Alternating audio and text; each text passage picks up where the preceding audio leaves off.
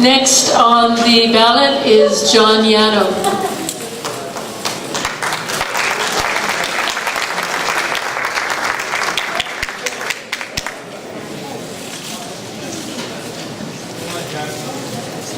My name is Anita Romaniuk, and I am pleased to nominate John Yano for the City Council candidate for COPE.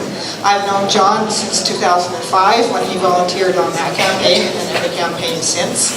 He's also my much revered rep on the NDP's executive for Vancouver North Shore. John has always been there for COPE, spent countless hours for COPE, but I know he's interested in the issues too.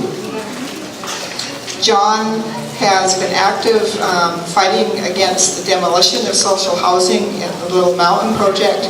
He's been active in fighting against pipelines and tankers, and he's also been active on immigrants' rights and no one is illegal. I think it's time that John now goes up in front and fights for these issues in City Council, so I would ask that you would nominate him as a candidate today. John Yano.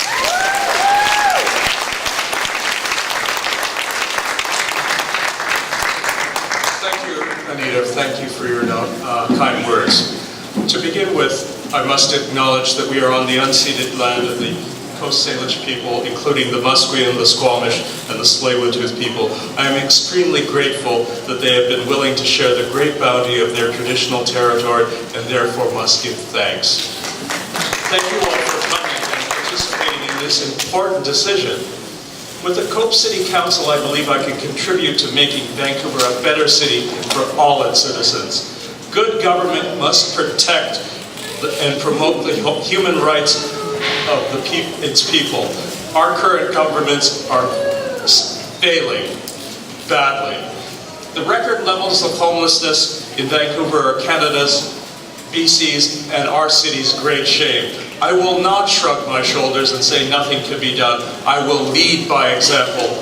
I will work vigorously to build housing for the homeless. Together we will build social and affordable housing, and I will work tirelessly to get the provincial and federal governments to pay their share.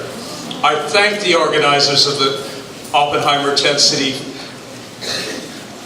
They have given security to the homeless and have given them a place to escape the vermin-infested SROs and shelters. Yes. The Tent City has focused a spotlight on the horrifying situation facing the homeless in Vancouver.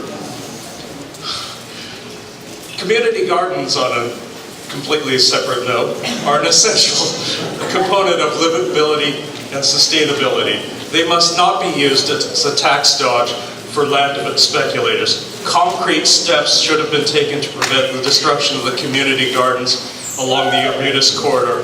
Vision should have expropriated the land and injuncted CP's actions. If Vision doesn't take action, I, along with COPE, will. All community plans must include community gardens. The Jericho lands must develop in a way that respects the livability and sustainability of our city. Respectful consultation with First Nations regarding their needs and desires must take place first before any plans can go forward. Vancouver must build strong, inclusive, and sustainable communities throughout Vancouver.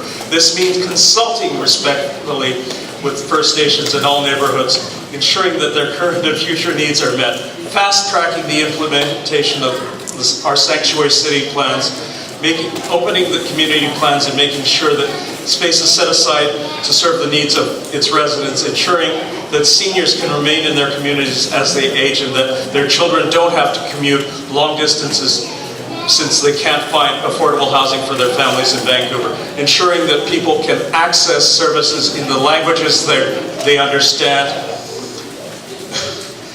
This means ensuring that there is space set aside in the West End and Commercial Drive areas for LGBTQ seniors, increasing access to fast, efficient